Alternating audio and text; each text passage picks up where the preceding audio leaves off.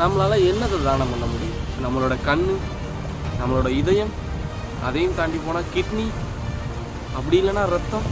ஆனால் இங்கே ஒருத்தவங்க அவங்களோட தாய்ப்பாலை தியானம் பண்ணியிருக்காங்க. 1 லிட்டர் 2 லிட்டர் இல்லை, கிட்டத்தட்ட 1600 லிட்டர். அமெரிக்காவில் ஓரிகான் அப்படிங்கிற பகுதியை சேர்ந்தவங்க தான் எலிசபெத் ஆண்டர்சன் சியாரா. இவங்க தான் 1600 லிட்டர் பாலை தானம் செஞ்சு கின்னஸ் வேர்ல்ட் ரெக்கார்டில் அவங்களோட பேரை பதிச்சிருக்காங்க. இவங்க இவ்வளோ தாய்ப்பாலை தானம் செய்யறதுக்கு காரணமாக இருந்தது ஒரு நோய் அப்படின்னு சொன்னால் அவங்களால நம்ப முடியுதா?